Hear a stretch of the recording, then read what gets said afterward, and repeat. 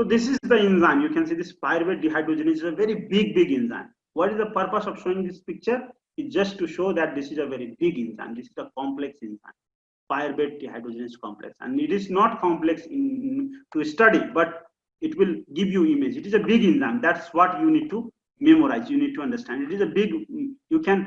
Generally you are not able to see protein through electron microscope, but you are able to see this pyruvate dehydrogenase in electron microscope. That is, you can see the picture of electron microscope here.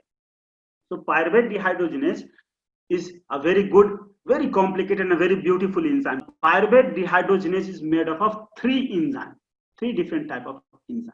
One is called E1, other is called E2, and third is called E3. So this E2 is at the center, and E1 and E3 at the periphery. So this is the complex. Many proteins. It is made up of many proteins, not single protein, many proteins. This is called pyruvate. And this is very important for USMLE. Remember. Now you can see, you can easily remember E2 as at the center, E1 and E3 at the periphery. And these three enzymes perform differently. So you can understand this very big molecule. 60 active sites are there with the molecule. So this is not single. Many such different type of enzyme will be actually polymerized to become a very big complex. So this is pyruvate dehydrogenase complex. And what is this complex? When you do something, some work in a collaborated way, you do that work very efficiently. So this enzyme does conversion of this pyruvate to acetyl coenzyme very efficiently. And that is why this complex.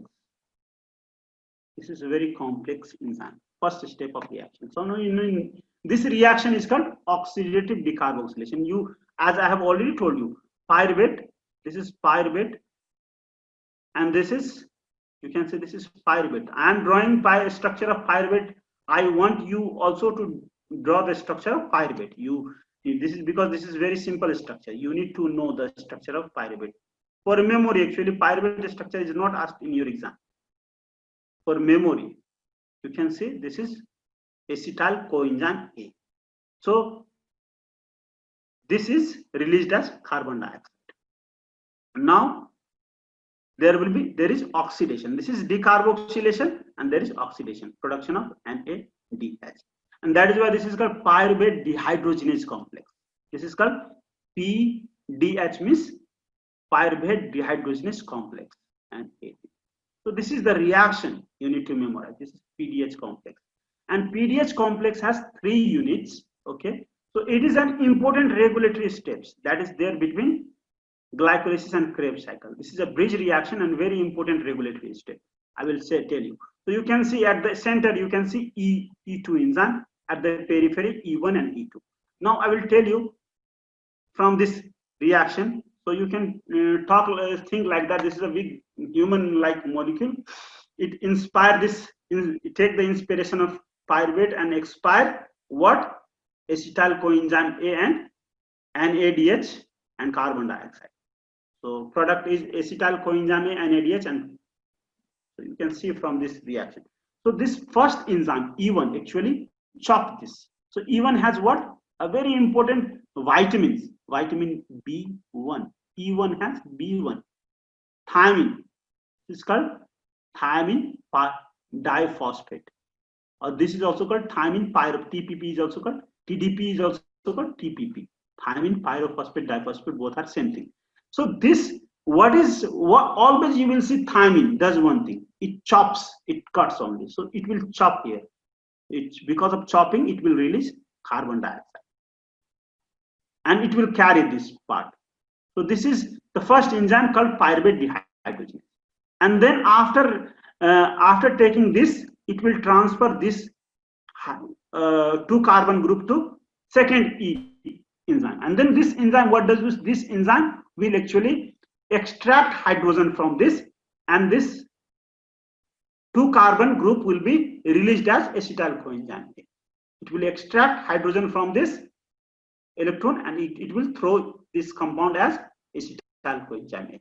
And now the hydrogen from this complex, E2 complex, will be extracted by the last enzyme called E3. So this enzyme will produce an ADH2. Now here you can see this enzyme has B1, vitamin B1 here. This enzyme has vitamin B2 here, FAD in E3 complex. This extracts hydrogen from this E2 complex. Now this has E3 and AD. It has got E5. You can see pantothenic acid coenzyme is B5 is pantothenic acid. So you can see this one enzyme has got B1, B2, B3, B4, B5. Just remember this lipoid. Here it is lipoid. Lipoid as B4. Though it is not B4, just for your memory, just remember B4 means lipoid. So you can remember the simple way. This pyruvate dehydrogenase is composed of B1, B2, B3, B4, B5. Okay? Will you remember this all? This reaction only. You don't need to remember this whole picture. Mechanism. You don't need to remember mechanism. You need to remember this only. Okay? You need to remember this only. So for your understanding only, I have given you mechanism. E1 first chop, then it transfers this 2 carbon here to extract hydrogen from this 2 carbon, and it throw this 2 carbon as acetyl coenzyme A. Then from this E, it extracts hydrogen and then transfer to NADH. So this is for your understanding. This is for your memorizing. So you need to memorize, and I have given you trick how to use B1, B2, B3, B4, B5. B4 means lipoid. Now you can say this pyruvate, the same reaction as I told you. Pyruvate will convert into acetyl coenzyme A. Carbon dioxide will be released, and then from NADH will be produced. This is called oxidative decarboxylation. This is oxidation, and this is decarboxylation. This is called oxidative decarboxylation. So if you have understood pyruvate dehydrogenase nicely, I will give you 2 more enzyme names that is very similar to pyruvate dehydrogenase. So there are 2 more enzymes. You will see they are very similar to pyruvate dehydrogenase. One enzyme is alpha ketoglutarate. This is part of Krebs cycle. We will talk in Krebs cycle. And this second enzyme, it is part of amino acid metabolism. Amino acid metabolism. Which amino acid metabolism? Branch chain amino acid. Branch chain amino acid. If you don't understand branch chain amino acid, just remember there are 3 branch chain amino acid. One is valine. Just memorize the name. 3 branch chain amino acid. Valine. Second is leucine. Third is isoleucine. This 3 amino acid metabolism, for this metabolism of this 3 amino acid, this particular enzyme is required. This, what is the name of this enzyme? Again, this is second enzyme is also dehydrogenase. You can see ketoglutarate dehydrogenase. This is also dehydrogenase. All are dehydrogenase. All are dehydrogenase. All 3 are dehydrogenase. But this is BC means branch chain keto acid. This is ketoglutarate. Just that. BC-CAT. So this is also dehydrogenase. Dehydrogenase of branch chain amino acid. This is dehydrogenase of alpha ketoglutarate. So these 2 enzymes are actually I have also, so you can see this is reactant. This is also reactant. So reactant will, what does reactant will do? Reactant generally stimulate. Reactant generally stimulate. See, the strategy for stimulation can be different, but the concept will always prove itself. This will also stimulate, this will also stimulate, but not in the form of feedback stimulation, but feed forward stimulation. There will be other way of stimulating this, but this product reactant stimulates it. Product inhibits feedback inhibition. This is very simple. Acetyl coenzyme A and NADH will inhibit. PDH. This is PDH, non-phosphorylated. This is phosphorylated. So phosphorylated PDH becomes. So shape changes. So this is active, this is inactive. So this is active. Active site will be there. This is active PDH, this is inactive. Now PDH will be inactivated by which enzyme? Tell me. Which enzyme? Kinase. Kinase. And kinase is friend of which? Glucagon. Glucagon. CAMP and glucagon. Actually, this kinase is regulated by one more kinase that come in between. This kinase is called AMP kinase, a protein kinase A, and this is second kinase. So these are all in one group. Okay. Now I will tell you. Then this whole enzyme will be. This is dephosphorylated by enzyme called phosphatase.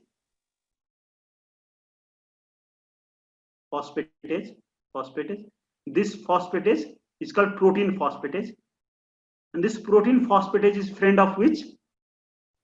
Insulin.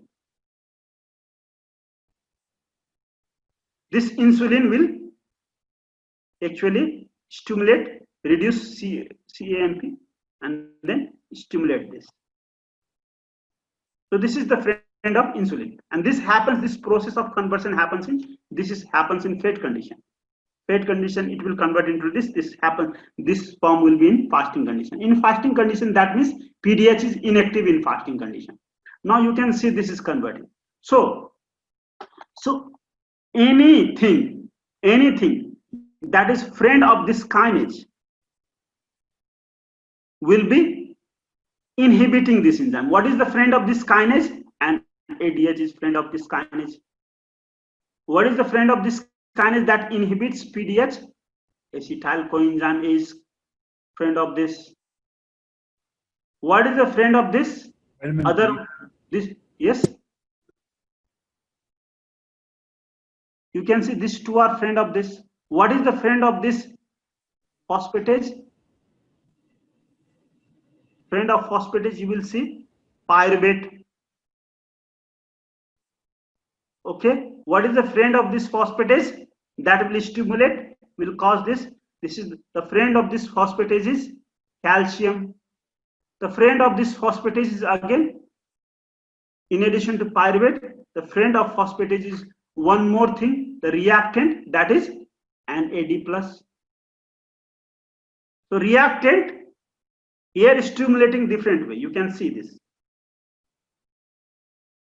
So it is stimulating this dephosphorylated form, and this product changing into phosphorus. Did you understand this now? The concept reactant stimulate and product inhibit comes here, and in a different way, but doing the same thing. Okay, so you can understand this easily here. So you can see this enzyme is inhibiting this. So inhibitors are friend. These are the product are inhibitor. These are the friend here. So ATP is also inhibitor of whole glycolysis. Here you can see ATP is also becoming friend because ATP is the farthest product. So ATP is inhibiting here. Now here you can see insulin is helping this, and in that process actually pyruvate will also be helping this. Some other NAD will be helping this. Calcium will be, remember this calcium is very important. Why?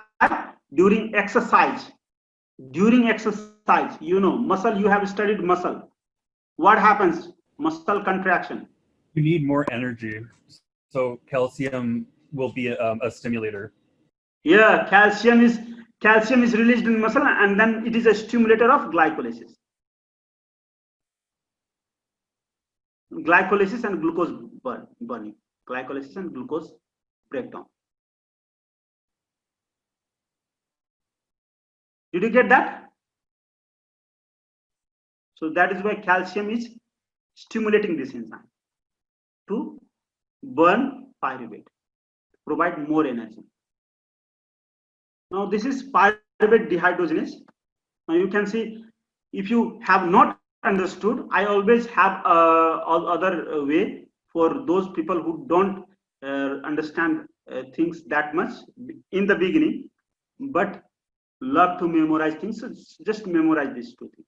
So these are activator, calcium and pyruvate, these are activator, and these are inhibitor, products are inhibitor. That's it, you need to memorize. If you, at least you should not forget this.